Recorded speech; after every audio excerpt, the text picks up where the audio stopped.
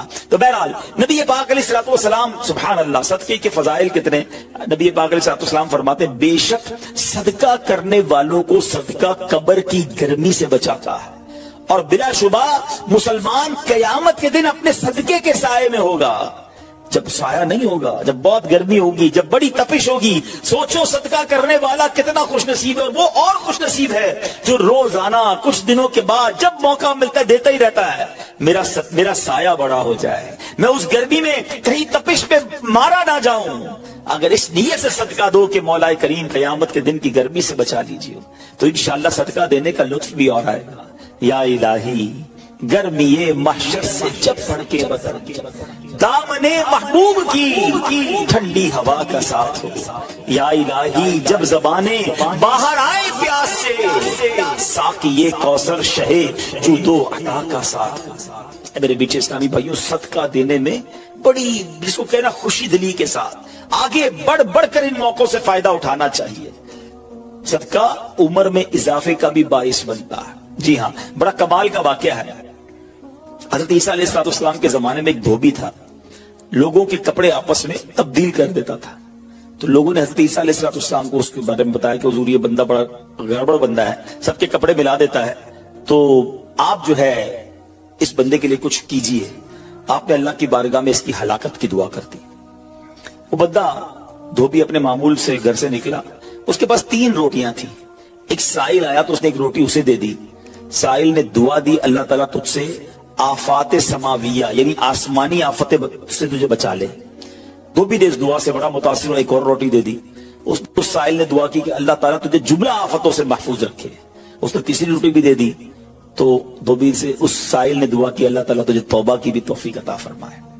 اب ایک بڑا سانپ جو ہے اس کی گٹھڑی میں داخل ہو چکا تھا، کیونکہ اب اس کی ہلاکت کی دعا ہو گئی تھی۔ اس سانپ کی گویا قدرتی یہ ڈیوٹی لگائی گئی تھی کہ اس دھوبی کو کاٹنا ہے۔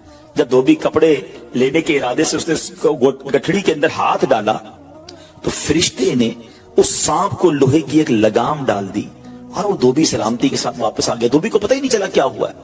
لوگوں نے حضرت عیسیٰ علیہ السلام سے عرض کی کہ اے روح اللہ، دھوبی تو صحیح سلامت واپس آ گیا، آپ نے تو اس کی ہلاکت کی دعا کی تھی، آپ تو اللہ کے نبی ہیں، ذرا سنو۔ حضرت عیسیٰ علیہ السلام نے اس دھوبی کو بلایا، فرمایا بتاؤ تم نے کون سی بھلائی کی ہے؟ کہتا 3 روٹیاں تھیں، وہ تینوں اللہ کی راہ میں صدقہ کی، اور وہ مجھے فقیر جو تھا وہ ہاتھ اٹھا کر جھولیاں اٹھا کر دعائیں دیتا رہا۔ تو آپ علیہ السلام نے اس سانپ سے پوچھا کہ تم نے اسے قتل کیوں نہیں کیا؟ تو سانپ نے عرض کی اے اللہ کے نبی، اللہ عز و جل نے آپ کی دعا قبول فرما لی تھی اور مجھے اس کو ہلاک کرنے کے لیے بھیجا تھا۔ جب اس دھوبی نے سائل کو صدقہ دیا تو ایک فرشتے نے آ کر مجھے لوہے کی لگام ڈال دی۔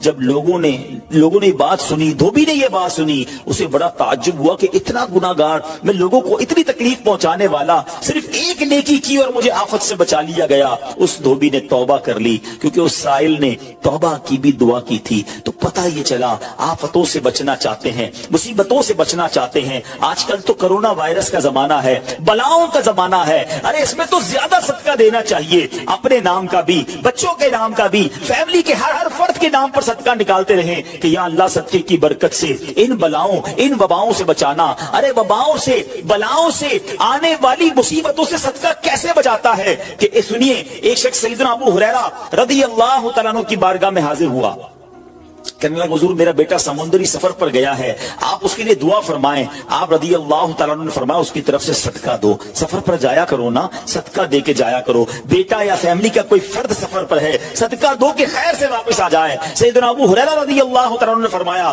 سمندری سفر پر ہے، اس کے لیے صدقہ دو۔ اس وقت سمندر میں موجیں اٹھ رہی تھی، یہاں باپ اور حضرت ابو ہریرہ رضی اللہ تعالیٰ عنہ میں گفتگو ہو رہی ہے، عین اسی وقت ادھر سمندر میں موجیں اٹھ رہی تھی، جہاز ڈوبنے کے قریب تھا۔ ادھر اس کے والد نے اللہ کی راہ میں صدقہ دیا، اور وہاں کہنے والے کو کہتے ہوئے سنا گیا اے سواروں تمہارے لیے سلامتی ہے، بے شک اللہ تعالیٰ نے فدیہ قبول فرما لیا۔ بیٹا سفر سے واپس آیا، اپنے والد کو سارا واقعہ سنایا کہ جہاز موجوں میں تھا، قریب تھا کہ ڈوب جاتا، مگر پھر ایک ندا آئی کہ تمہارے لیے جو صدقہ دیا گیا ہے وہ قبول کر لیا گیا ہے۔ تو اے میرے بیچے اسلامی بھائیوں، میں نے آپ کو احادیث بھی سنائی ہیں، آپ کو واقعات بھی سنا رہا ہوں کہ صدقہ بلاؤں کو ٹالتا ہے، صدقہ بیماریوں کو ٹالتا ہے۔ آپ نبی پاک علیہ السلام کی زبانی ایک खूबसूरत वाकया आपको सुनाता हूं। प्यारे आका अलैहिस्सलाम ने ही ये वाकया सहाबा इकराम को सुनाया। वाकया क्या है? मेरे आका फरमाते एक औरत के मुंह में लुकमा था, खाना खा रही थी, हाथ में लुकमा और मुंह में डाल दिया। इतने में दरवाजे पर एक साइल आया। वो औरत कैसी तवक्कुल वाली, कैसी सदका देने वाली, कितना अल्लाह की राह में खर्च करने वाली थी कि वो लुकमा उसने मुंह से रोका और साहिल को दे दिया कि ये खा ले, मैं भूखी ठीक हूं, ये बेचारा गरीब है, दे दिया उसे। छोटी सी बात थी। एक लुकमा क्या होता है? कुछ लोग यही कहते हैं पैसे ही थोड़े हैं जेब में, 5, 10, 15 रुपए, 50 रुपए, 100 रुपए के सदके से क्या होगा, मैं तो खुद गरीब हूं। सुनो, एक ही लुकमा था ना, देग नहीं थी बिरयानी की, एक लुकमा था। और ये वाकया सरवरे कायनात अलैहिस्सलाम अपने सहाबा को सुना रहे हैं। फरमाया वो लुकमा उस औरत ने रोका और फकीर को दे दिया। अब उस औरत के कुछ अरसे बाद बच्चे की विलादत हुई। बच्चा थोड़ा सा बड़ा हुआ, बाहर पर मां के साथ चलने लगा, घूमने फिरने लगा। तो बाहर गया तो एक भेड़िया आया और भेड़िया आकर उसके बच्चे को उसने मुंह से पकड़ा और भाग गया। मां पीछे भाग रही, मेरा बेटा, मेरा बच्चा, और भेड़िया आगे भाग रहा है। अल्लाह अकबर। अल्लाह तबारक व तआला ने एक फरिश्ते को हुक्म दिया कि भेड़िए के पीछे जाओ, इसके मुंह से बच्चा छीन कर लाओ और उसकी मां के हवाले कर दो, और मां को कह देना अल्लाह अज़्ज़ व जल ने तुम पर सलाम भेजा है और फरमाया है कि ये लुकमे के बदले लुकमा है। बात आई समझ में? अपना लुकमा जो तुमने मेरी राह में दिया था, भेड़िए के लुकमे से तुम्हारे बेटे को बचाया है तुम्हारे रब ने, अल्लाह ने सलाम भेजा है। ऐ मेरे मीठे इस्लामी भाइयों, ये हदीस बता रही है कि गुनाह, नेकी जो थोड़ी सी भी हो ना, वो जाया नहीं की जाती, वो अल्लाह के यहां महफूज है। जुम्मे के खुतबे में एक हदीस सुनते हैं, अल बिर्रु ला यबला वज़्ज़म्बु ला युनसा वद्दय्यानु ला यमूत। सुन लो, नेकी पुरानी नहीं होती, गुनाह भुलाया नहीं जाता, और फैसला करने वाला जो रब अज़्ज़ व जल है उसे मौत नहीं आती है। अब हमें सोचना है कि हम नेकी कर भी रहे हैं कि नहीं, कि गुनाह कर करके अपने अकाउंट को भरी जा रहे हैं। ये छोटे छोटे सदके जब जब मौका मिले ना, माशाल्लाह हम जुमा पढ़ने जाते हैं, कल भी जाएंगे। मस्जिदों में हमने देखा होगा, मस्जिद का डब्बा आता है सामने, कुछ ना कुछ डाल दिया करो, इस नियत के साथ यार थोड़े और जमा करा दूं अपनी आखिरत में, थोड़े और अपने पैसे जमा करा, थोड़े और आगे चले जाएं। और ये मैं ऐसे खुद नहीं कह रहा, सुभान अल्लाह। मैं आपको बड़ी खूबसूरत 2-3 हदीसें सुनाता हूं। पहले तो ये समझिए कि आजकल दुनिया में मैं और आप ये चाहते हैं कि हमारे जो पैसे हैं ना सिक्योर रहे। आजकल बड़ा अजीब मामला है, अचानक आग लग जाती है, किसी के पैसे चोरी हो जाते हैं, लोग परेशान रहते हैं, सिक्योरिटी मिल जाए। ठीक है, तो मैं आपको एक हदीस सुनाने जा रहा हूं। नबी पाक अलैहिस्सलाम फरमाते हैं, अल्लाह के हबीब अलैहिस्सलाम फरमाते हैं कि रब अज़्ज़ व जल फरमाता है, यानी ये हदीस कुदसी है। अल्लाह फरमाता है, ऐ इब्ने आदम, अपने खजाने में से मेरे पास कुछ जमा कर दे, अपने पैसों में से कुछ पैसे मेरे पास जमा कर दे। मैं हदीस का खुलासा अर्ज कर रहा हूं, न जलेगा, न डूबेगा, न चोरी किया जाएगा। सुनो कैसी सिक्योरिटी है। इंश्योरेंस आजकल लोग कराते हैं जिसमें बाज़ औक़ात हराम इंश्योरेंस होती है। मैं आपको सुभान अल्लाह एक ऐसी गारंटीड मदनी इंश्योरेंस बता रहा हूं कि रब फरमा रहा है, अल्लाह फरमा रहा है, अपना माल मेरे पास जमा करा दे, न जलेगा, न डूबेगा, न चोरी होगा। और अल्लाह फरमाता है, मैं उस वक्त तुझे पूरा बदला दूंगा जब तू इसका ज्यादा जरूरतमंद होगा। कौन सा वक्त होगा वो? कयामत का दिन, जब बच्चा मां के पास जाएगा ना, मां एक नेकी दे दे, मां फंस गया हूं, एक नेकी चाहिए, मां उस एक नेकी में भी बेटे की मदद नहीं करेगी। मां जाएगी औलाद के पास कि बेटा मेरा गुनाह ले लो, औलाद कहेगा मां से कि नहीं, मैं तुम्हारी मदद नहीं कर सकता। बाप बेटे की हेल्प नहीं करेगा, ऐसा हाल। मगर कौन हामी होगा? अल्लाह अकबर। मेरे आला हजरत से पूछो, फरमाते हैं रजा उनके सिवा रजा कोई हामी नहीं जहां। कहां? क़यामत के दिन क्या होगा? उनके सिवा रजा कोई हावी नहीं जहां। गुजरा करे पिसर पे फिदर को खबर ना हो। बेटे पे गुजरेगी, बाप भी जवाब नहीं देगा। जरा तसव्वुर करें, इमेजिन करें, क़यामत का दिन होगा, किसी का नामा अमाल तोला जा रहा हो और एक नेकी की वजह से वो फंस जाए।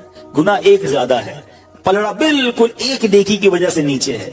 कितना याद आएगा कि काश थोड़ा और सदका कर देता, काश 2 रकत नफल पढ़ लेता। नफल छोड़ देते हो ना, नफल ही है ना, है? दुरूद नहीं पढ़ते, जिक्र इलाही नहीं करते, छोटी छोटी नेकी समझकर छोड़ते हो। अगर ये छोड़ते वक्त ख्याल आया ना कि कहीं ऐसा ना हो कि वही एक नेकी कम पड़ गई और मैं अल्लाह ना करे जहन्नम में न डाल दिया जाऊं।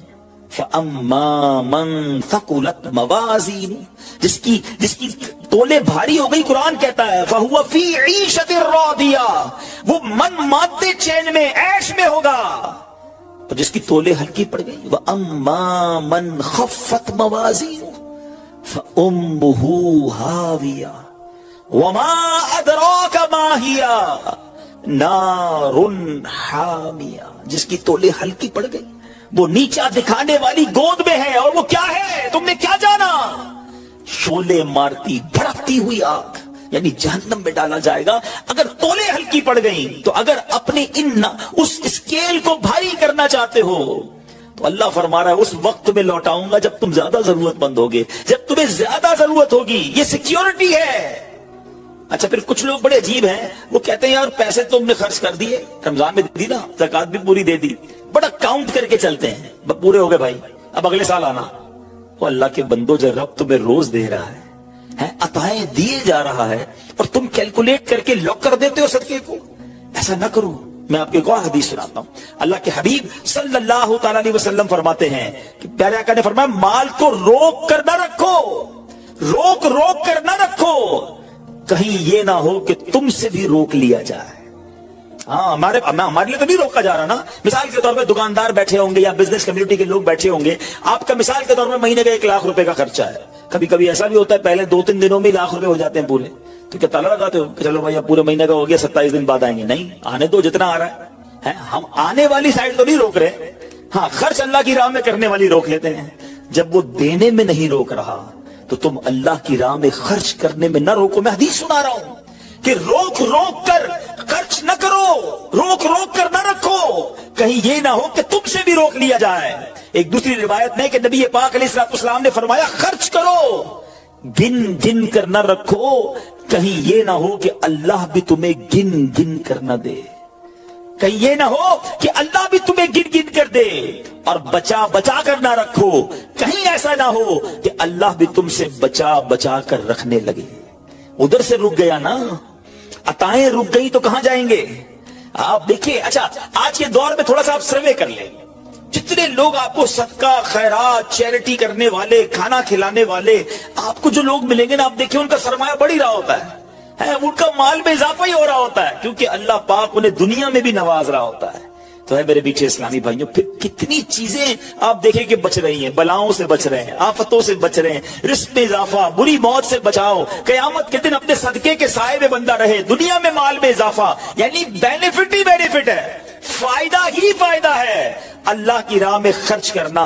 और सच्ची बात यह है कि ये ब्रिलियंट कमाल की इन्वेस्टमेंट है कि जो आपको मिलेगी। अच्छा, दुनिया में लोग माज़अल्लाह सुम्मा माज़अल्लाह सूद पर पैसे देते हैं, हराम जहन्नम में ले जाने वाले का पैसे देते हैं, और वो बढ़ा के देते हैं, है ना, बैंक में रखवाते हैं, उधर से बढ़ जाते हैं। जहां जहां गैर शरई काम है, मैं उसकी बात कर रहा हूं, तो कभी भी ऐसे मुनाफे की तरफ नजर नहीं होनी चाहिए, क्योंकि सूद पर काम करने वाला ये अल्लाह से जंग करता है। अल्लाह मुझे, आपको, हमारी नस्लों को हराम रोजी से बचाए, फकत हलाल रोजी अता फरमाए। मगर आओ मैं आपको एक ऐसी इन्वेस्टमेंट बता रहा हूं जिसमें इजाफा भी होगा, और ऐसा इजाफा होगा कि दुनिया में कोई आपको ऐसा मुनाफा नहीं देगा। और ये मैं नहीं कह रहा, हदीस पाक का मफहूम है। हम जब सदका करते हैं ना, मेरे और आपके हाथ से निकलता है, अल्लाह के हबीब अलैहिस्सलाम फरमाते, जिसका मजमून है कि जब सदका बंदे के हाथ से निकलता है, हाथ से निकलते ही अल्लाह के दस्ते कुदरत में चला जाता है, और अल्लाह तुम्हारे सदकों को पालता है जैसे तुम जानवर को पालते हो। छोटा बछड़ा होता है, छोटा जानवर होता है, आहिस्ता आहिस्ता बड़ा होता है ना। फरमाया, जब बंदा खजूर का सदका देता है ना, कयामत के दिन उस खजूर के सदके का रब्बे करीम उसे ओहद पहाड़ जितना सवाब अता फरमाएगा। बढ़ता जाएगा, बढ़ता जाएगा, थोड़ा थोड़ा सदका भी कयामत के दिन अल्लाह ने चाहा पहाड़ों की मानिंद मिलेगा। तो मैं आपसे पूछता हूं कि आखिरत के अकाउंट में क्या जमा करवाया है?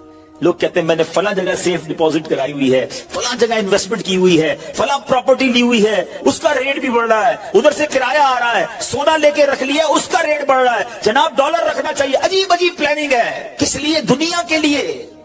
उधर के लिए कोई अकाउंट खोला नहीं खोला। आखिर में आपको लॉजिकली एक चोट करने वाला वाकया सुनाता हूं, फिर इंशाल्लाह कंक्लूजन की तरफ आते हैं।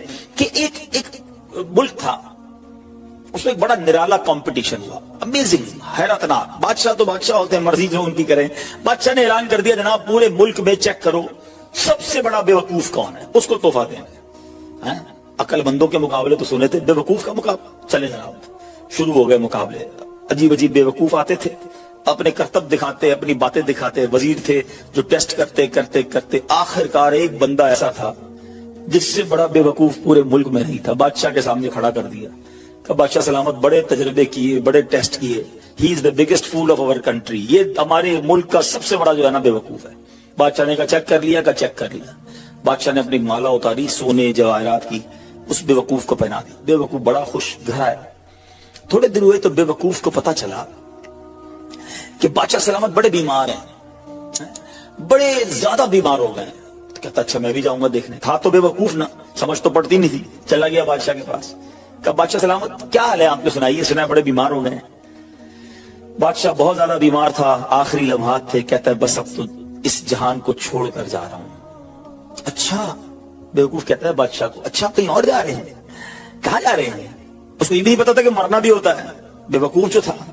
تو بادشاہ کہتا ہے میں اس دنیا کو چھوڑ کے دوسری دنیا میں جا رہا ہوں. اچھا, تو بادشاہ سلامت یہ بتائیے کہ ادھر میں دیکھتا ہوں آپ کا بہت بڑا محل ہے, بیوٹیفل بیڈ رومز ہیں, شاندار مکان ہے, جدھر جا رہے ادھر مکان بنا لیا آپ نے؟ تو بادشاہ کہتا نہیں, ادھر تو میں نے جھوپڑی بھی نہیں بنائی ہے. اچھا, بادشاہ سلامت میں دیکھتا ہوں آپ کے پاس بہت پیسے ہیں, بڑا مال ہے, آپ تو بانٹتے بھی سونا ہی ہیں, سونے کے جواہرات کے ڈھیر لگے ہوئے ہیں آپ کے پاس, جدھر جا رہے ہیں ادھر پیسے بھجوا دی نہیں بھجوائے. تو بادشاہ کہتا ہے میں نے تو وہاں بوٹی کوڑی بھی نہیں بھجوائی ہے. اچھا, بادشاہ صاحب میں دیکھ رہا ہوں آپ کے آس پاس بڑے خادم خادمائیں, کنیز غلام ہیں, ہر طرف آپ کے خدمتگار ہیں, جدھر جا رہے ہیں ادھر کچھ غلام کنیز خادمہ بھجوائے نہیں بھجوائے؟ بادشاہ کہتا ہے ادھر تو کوئی خادم نہیں ہوگا. اس بیوقوف نے بڑی کمال کا کام کیا, اس نے وہ مالا اتاری اور بادشاہ کے گلے میں بنا دی. کہا پھر مجھ سے بڑے بیوقوف تو آپ ہوئے نا, آپ کو پتا ہے آپ کہیں اور جا رہے ہیں, آپ کو پتا ہے اس دنیا سے آپ کسی اور دنیا میں جا رہے ہیں, نہ گھر بنایا, نہ پیسے بھجوائے, نہ خادم بھجوائے, کرو گے کیا ادھر؟ بس صرف یہ حکایت ہے, مگر سچ بتاؤ یہ کتنی بڑی چوٹ ہے. شاید جتنے لوگ مجھے یہاں سن رہے ہیں سب گھر میں ہی رہتے ہیں, جھوپڑی میں یا روڈ پہ کوئی نہیں سوتا ہوگا. دنیا میں جو مجھے سن رہے ہیں بہت سو کے پاس مکانات ہیں, مگر کیا جنت میں گھر بن گیا؟ ادھر سے تو جانا ہی ہے نا, تھوڑے ہی دن رہ گئے. جی ہاں, تھوڑے ہی دن رہ گئے. ہمیں نہیں پتا کہ آج کا دن اور آج کی رات بھی زندہ رہیں گے کہ نہیں, لیکن جیسے ہی آنکھیں بند ہوئی, جیسے ہی سانسیں ختم ہوئی, ادھر کیا ہے میرے پاس؟ ادھر تو گھر میرا نہیں, پرایا ترکا. کیا کہتے جیسے ہی میری اور آپ کی آنکھیں بند ہوں گی نا, حساب کتاب شروع ہو جائے گا. یہ بیٹے کو کتنا ملے گا, بیٹی کو کتنا ملے گا, بیوی کو کتنا, جناب رشتہ دار سارے حساب کتاب لے کے بیٹھ جائیں گے. میرا کچھ بھی نہیں بچنا. بلکہ کتابوں میں لکھا کہ جب انسان مرتا ہے نا, قبر میں جاتا ہے, تو گھر والے کہتے ہیں میت نے پیچھے کیا چھوڑا, فرشتے کہتے ہیں میت نے آگے کیا بھیجا ہے. بتاؤ نا کیا بھیجا ہے ادھر گھر ریڈی ہے کہ نہیں, ادھر کچھ پیسے, ادھر کوئی ڈپوزٹ, جو اللہ فرما رہا ہے اپنا خزانہ میرے پاس جمع کروا, میں تجھے لوٹاؤں گا, میں نے جمع کروایا کہ نہیں. یہ سوچنے والی بات ہے. یہ سب ادھر رہ جائے گا. کتنا کھا لوں گا میں, کتنا پہن لوں گا, جو بڑا ہوا وہ ادھر ہی رہ جانا ہے. ادھر بھیج دوں کیونکہ وہاں اکیلا ہوں گا, میرے اعمال تولے جائیں گے, اور مجھے پتا ہے گناہ ہی گناہ ہے, خطائیں ہی خطائیں ہیں. مارا جاؤں گا, پکڑا جاؤں گا, اگر اللہ صدقہ قبول کر لے, کچھ نیکیاں ایسی کر جاؤں جو آخرت کے اکاؤنٹ میں جمع ہو جائیں. تو اے میرے میٹھے اسلامی بھائیوں, خدا را آج یہ ذہن بنا لیجئے کہ جب بھی اللہ کی راہ میں خرچ کرنے کی باری آئے تو اس کو برڈن فیل نہ کریں, بوجھ فیل نہ کریں, سعادت فیل کریں, محسوس کریں کہ یا اللہ تیری مہربانی, پھر موقع دیا اپنے اکاؤنٹ میں جمع کرانے کا. اللہ کرے یہ مائنڈ سیٹ بن جائے کہ یہ وقت بہت قیمتی ہے. اگر فارغ بیٹھا ہوں دکان پہ تو میری تسبیح بار آنی چاہیے, موبائل کی جگہ تسبیح بار آنی چاہیے کہ چلو یار 313 بار درود پاک پڑھ لیتا ہوں, 100 بار کلمہ پاک پڑھ لیتا ہوں. اچھا موبائل اٹھانا ہی ہے تو یار کوئی کام نہیں تو 10 منٹ میں 12 منٹ میں سورہ یاسین نہ پڑھ لوں, ایک سورہ یاسین پڑھوں گا 10 قرآن کا ثواب مل جائے گا. اب سوچیں, کاروباری ہو نا تو بنو نا کاروباری, کہ تھوڑی تھوڑی دیر میں کیا کیا کما سکتا ہوں, کتنی فضیلتیں کما سکتا ہوں. تو اللہ کرے اپنے وقت کا صحیح استعمال کرنے والے ہم بن جائیں, اور میری اور آپ کی زبان ذکر و درود سے تر رہنے لگے. اچھا اس کا بینیفٹ یہ بھی ہوگا, آخرت میں تو اجر ملے گا, اللہ کی رحمت سے کاروبار پر بھی برکتیں نازل ہونا شروع ہو جائیں گی. واقعہ ہے ایک شرابی کا. اور اس شرابی کی زندگی میں ایک ایسا ٹرننگ پوائنٹ آیا جس نے اس کی زندگی کو بدل کر رکھ دیا اور کہاں پہنچا دیا. بہت امیزنگ اسٹوری ہے. ماجرا یہ تھا کہ وہ شرابی شراب کے نشے میں دھت کہیں جا رہا تھا. راستے میں ایک کاغذ پر نظر پڑی. ماشاءاللہ یہاں قرآن پڑھنے والے پڑھانے والے اپنی دکانوں پر بھی ماشاءاللہ مدرسہ لگانے والے موجود ہیں. تو آج قرآن پاک کی صرف ایک آیت کی فضیلت کی میں نے بات کرنی ہے. پورے قرآن کی شان تو نرالی ہے، ایک آیت میں کیا کچھ ہے اس سے اندازہ ہوگا کہ پھر رب کے کلام میں کتنی عظمتیں ہیں. تو وہ جو شراب کے نشے میں دھت جا رہے تھے انہوں نے دیکھا کہ ایک کاغذ کا ٹکڑا پڑا ہے اور اس پر بسم اللہ الرحمن الرحیم لکھا ہوا ہے. اب اس کو خیال آیا کہ میرے رب کا نام زمین پر. ادب کا خیال آیا، عزت کا خیال آیا کہ یہ نہیں ہونا چاہیے. حالانکہ وہ غلط کام کر رہے تھے، شراب میں تھے، مگر عطر خریدا، اس کاغذ کے ٹکڑے کو صاف کیا، اسے عطر لگایا اور بلند جگہ پر رکھا. اس کے بعد وہ اپنے کام میں مگن ہو گئے. اسی رات ایک بزرگ کو خواب میں زیارت ہوئی کہ جاؤ میرے اس بندے کو جا کر کہو کہ تم نے میرے نام کو پاک اور صاف جگہ پر رکھا، بلند جگہ پر رکھا، ہم تمہارے نام کو بھی بلند کریں گے. اب بزرگ اس بندے کو جانتے تھے کہ وہ تو شرابی ہے. شرابی کے لیے یہ پیغام کیسے ہو سکتا ہے؟ تو کہتے لگتا ہے خواب میں کوئی غلط فہمی ہوئی، دوبارہ سو گئے. دوبارہ سوئے تو پھر دوسری بار یہی پیغام. پھر سوچا نہیں اس بندے کے لیے پیغام نہیں ہو سکتا. تیسری بار خواب میں یہی پیغام دیا گیا. اب وہ بزرگ تلاش کرنے نکلے کہ وہ کدھر ہے شراب پینے والا. ڈھونڈتے ڈھونڈتے جب پتا چلا اس وقت بھی وہ شراب کی محفل میں ہی بیٹھے ہوئے تھے. آواز دی کہ باہر آئیے. وہ تو شراب کے نشے میں مست. تو کسی کو بھیجا کہ جاؤ کہو تمہارے لیے پیغام آیا ہے. کہ میرے لیے کون پیغام لایا ہے؟ بہرحال پوچھو کس کا پیغام لائے ہو. جو بزرگ شراب خانے کے باہر کھڑے تھے نا، کہ اندر جا کر اسے بتا دو اللہ کا پیغام لایا. اب جب یہ سننا تھا تو جھرجھری سی آ گئی. کھڑے ہوئے باہر آئے اور جب یہ بات بزرگ نے بتائی کہ مجھے تو نہیں پتا تم نے کیا کیا ہے، 3 بار خواب میں مجھے یہ کہا گیا ہے کہ تمہیں بتا دوں تم نے رب کے نام کو جو تعظیم کی ہے، بسم اللہ الرحمن الرحیم کو معطر کیا، اسے بلند جگہ پر رکھا ہے، مجھے یہ پیغام ملا ہے کہ تمہیں بھی تمہارے نام کو بلندی دی جائے گی، تمہیں عزت اور مرتبہ دیا جائے گا. جب یہ سنا کہ میں شراب کے نشے میں دھت اور میرا رب مجھ پہ اتنا مہربان، اس بندے نے توبہ کی، اللہ سے معافی مانگی اور عبادتوں میں لگ گئے. اے میرے پیارے اسلامی بھائیوں، یہ انقلاب جو شراب کے نشے میں دھت شخصیت کو اللہ کا ولی بنا گیا، یہ کون تھے؟ یہ کوئی اور نہیں، حضرت بشر حافی رحمت اللہ تعالی علیہ تھے. یہ زمانے کے ولی بنے. حافی کہتے ہیں ننگے پیر رہنے والے کو. آپ معرفت الہی اور اللہ کی یاد میں اتنے گم رہنے لگے کہ آپ چپل ہی نہیں پہنتے تھے. اور کتابوں میں لکھا کہ جب تک حضرت بشر حافی اس شہر میں رہے، کوئی بھی چوپایا جو ہے نا راستے میں گندگی نہیں کرتا تھا، اس ادب کے ساتھ کہ کہیں بشر حافی کے پیر گندے نہ ہو جائیں. اور کتابوں میں آتا ہے کہ ایک بار کسی نے دیکھا کہ چوپائے نے گندگی کر دی ہے، تو اس کے مالک نے سمجھ لیا کہ ہو نہ ہو بشر حافی کا انتقال ہو گیا ہے. اور جب معلوم کیا گیا تو ایسا ہی تھا کہ جب وہ زمانے سے وہ دنیا سے چلے گئے، پھر چوپایوں نے راستے کے اندر گندگی کرنا شروع کی. یعنی جو اللہ کا ادب کرتا ہے، اللہ کے نام کی تعظیم کرتا ہے، اللہ کی مخلوق جو ہے وہ اس کی تعظیم کرنے لگ جاتی ہے. سبحان اللہ. تو اے میرے پیارے اسلامی بھائیوں، ادب جو ہے نا وہ بڑی کمال کی شے ہے. داتا حضور کی کشف المحجوب پڑھیں تو اس شاندار انداز سے آپ ادب کا درس دیتے ہیں. اور یاد رکھیے اسلام میں ادب کا جو ہے نا بہت زیادہ درس ہے. آپ سنیے گا، کشف المحجوب شریف کا ایک باب ہے جس کا نام ہے کشف حجاب، یعنی آداب کا بیان. اس باب میں داتا گنج بخش علی حجویری رحمۃ اللہ تعالی علیہ نے بنیادی طور پر 3 چیزیں ذکر فرمائی. نمبر 1 ادب کسے کہتے ہیں، نمبر 2 ادب کی قسمیں کتنی ہیں، اس کی کیٹیگریز کیا کیا ہیں، اور نمبر 3 مختلف آداب زندگی اس میں بیان کیے گئے. اور سبحان اللہ داتا گنج بخش جو ہے ادب کی اہمیت بیان کرتے ہوئے فرماتے ہیں کہ ہر شخص کے لیے اس کے مقام کے مطابق علیحدہ آداب ہیں. مروت، سنت اور عزت کی حفاظت ادب ہی کے ذریعے ہوتی ہے. اور پھر آپ نے قرآن پاک کی آیت جو ہمیں درس دیتی ہے، آپ نے وہاں پر تحریر فرمائی. سبحان اللہ، اللہ قرآن میں کیا فرماتا ہے، یا ایھا الذین آمنوا قوا انفسکم واہلیکم نارا وقودھا الناس والحجارہ. اللہ قرآن میں فرماتا ہے اے ایمان والو، اپنی جانوں اور اپنے گھر والوں کو اس آگ سے بچاؤ جس کے ایندھن آدمی اور پتھر ہیں. اب بچانے کا طریقہ کیا ہے؟ صحابی رسول سلطان المفسرین حضرت عبداللہ ابن عباس رضی اللہ تعالیٰ عنہ اس آیت کریمہ کی تفسیر میں فرماتے ہیں ای فقہوہم وادبوہم، یعنی اے ایمان والو تم پر لازم ہے کہ خود کو بھی اور اپنے اہل خانہ یعنی اپنی فیملی کو بھی جہنم کی آگ سے بچاؤ۔ مگر یہ ہوگا کیسے؟ تم کس طرح خود کو اور اہل خانہ کو آگ سے بچا سکتے ہو؟ اس کا طریقہ یہ ہے فقہوہم، خود بھی علم دین سیکھو، دین کی علم حاصل کرو، اپنی فیملی کو اپنے بچوں کو بھی دین کی سمجھ عطا کرو۔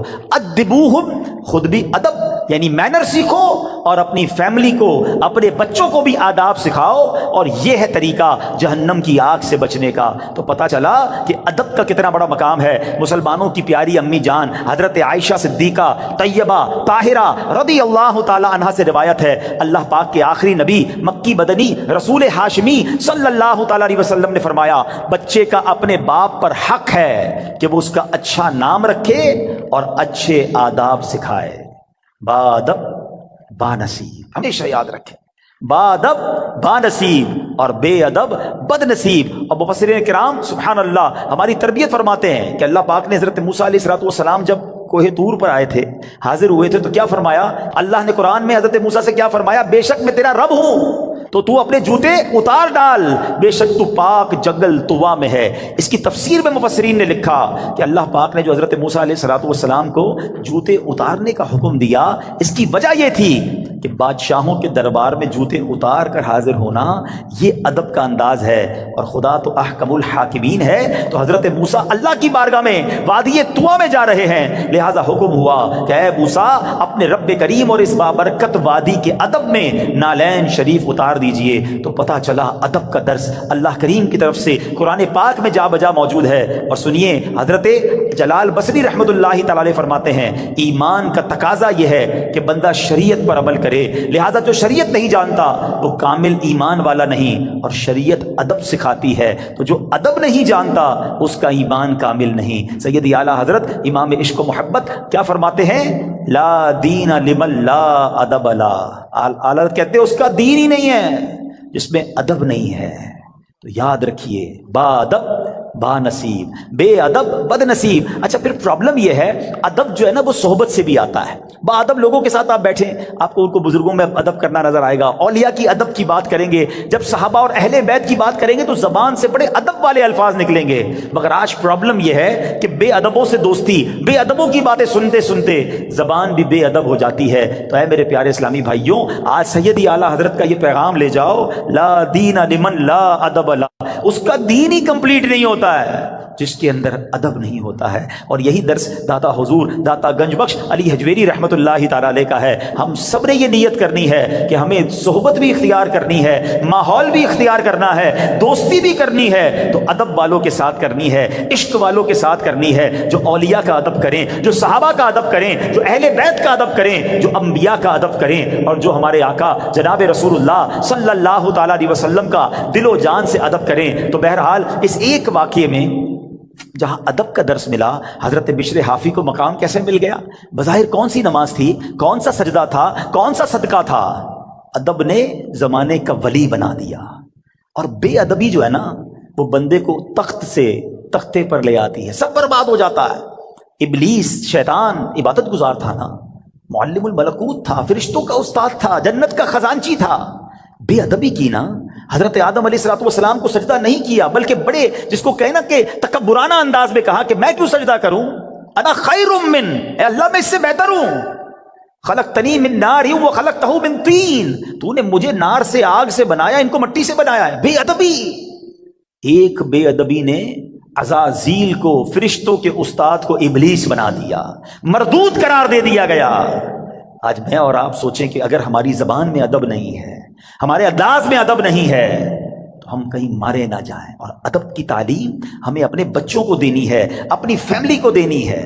تو ایک پہلا درس آج کے بیان سے ادب کا لے کے جانا ہے۔ اور سبحان اللہ، اے اہل سنت والوں تمہیں مبارک ہو، تمہیں کمال کا مسلک اور کمال کی کہتے ہیں نا منہج ملا ہے، خوبصورت راستہ ملا ہے، دین کا کیا خوبصورت حصہ ملا ہے کہ جب بھی آپ عاشقان اہل بیت سے، اہل سنت والوں سے ملتے ہیں نا، سبحان اللہ، وہ صحابہ سے بھی پیار کرتے نظر آئیں گے، وہ اہل بیت سے بھی پیار کرتے نظر آئیں گے، وہ اولیاء سے بھی محبت کی بات کریں گے۔ کچھ لوگ کسی کے پاس جاؤ صحابہ کی بات کرتے ہیں، اہل بیت کی بات نہیں کرتے، کچھ اہل بیت کی بات کریں تو صحابہ کی بات بات نہیں کرتے. اہل سنت والوں تمہارا بیڑا پار ہے. اور کیوں نہ ان ہستیوں سے ہم پیار کریں, کیونکہ یہ راستہ تو نبی پاک نے ہمیں دکھایا ہے. سبحان اللہ. میرے آقا نبی پاک علیہ الصلوۃ والسلام اپنے صحابہ کے بارے میں کیا فرماتے ہیں؟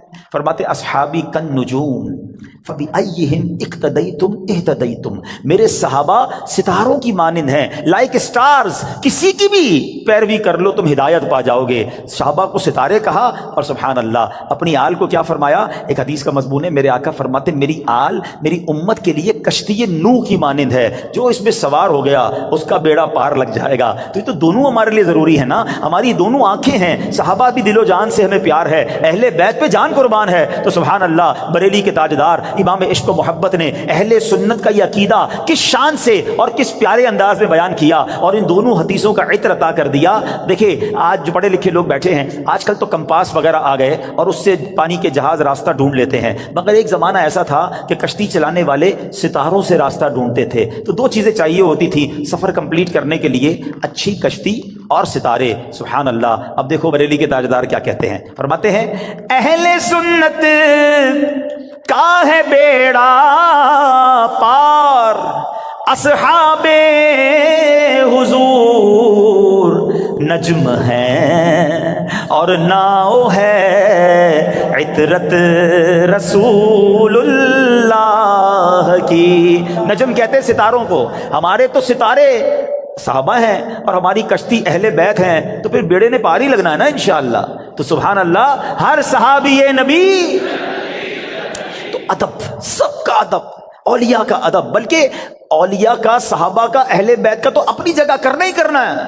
ہمیں نارمل مسلمانوں سے بھی ادب سے بات کرنی ہے. ہم نے کیوں کسی کو ذلیل کرنا ہے, کیوں کسی سے لڑائی کرنی ہے, کیوں کسی کو طنز کرنا ہے؟ ایک بات یاد رکھیے گا, اللہ کریم نے اپنے اولیاء کو اپنے بندوں میں چھپا کر رکھا ہے. ہمیں نہیں پتا کون اللہ کا ولی ہو سکتا ہے. یہاں کوئی رب کے ایک نہیں, ایک سے زیادہ ولی بیٹھے ہو. اچھا علماء یہ بھی بتاتے ہیں کہ اس بندے کو بھی نہیں پتا ہوتا کہ ولایت کی منزل میں پہنچ چکا ہے. اللہ جسے چاہے اپنا ولی بنا لے. تو اب ہم اللہ کے کسی ولی سے لڑ رہے ہیں, اس کو ڈانٹ رہے ہیں, اس کو جھڑک رہے ہیں, اس کو ذلیل کر رہے ہیں کیونکہ میرا ملازم ہے, کیونکہ وہ غریب ہے, اس لیے نہیں. اگر وہ رب کا ولی ہے, ویسے تو عام مومن کو بھی تنگ نہیں کر سکتے, لیکن ولایت کی بات دیکھیں. جتنا چھوٹا سا میرا مطالعہ ہے, علماء بھی بیٹھے ہیں, اب تک جو میں نے پڑھا ہے, دو ہی باتوں میں نے یہ پڑھا ہے کہ جہاں اللہ سے جنگ کرنے کی بات کی گئی ہے, اور یہ کتنی خطرناک بات ہے. نمبر ایک, سود کا کام کرنے والا. اے میرے تاجران بھائیوں, کبھی بھی سود نہ لینا نہ دینا, سود کا کاروبار مت کرنا, اس کے قریب بن جانا, کیونکہ اس کے بارے میں نبی پاک نے جو فرمایا, حدیث پاک کا مضمون ہے, وہ ایسا ہے جیسا اس نے رب سے جنگ کیا. اللہ سے جنگ, یار اللہ سے جنگ کر کے کوئی جیت سکتا ہے؟ برباد ہی ہوگا نا, تباہ و برباد ہو جائے گا. ہم نے سود کا کام کرنے والوں کو اینڈ آف دا ڈے برباد ہوتے ہی دیکھا ہے. اور جو دوسری روایت نظروں سے گزری ہے نا, فرمایا جس نے اللہ کے ولی سے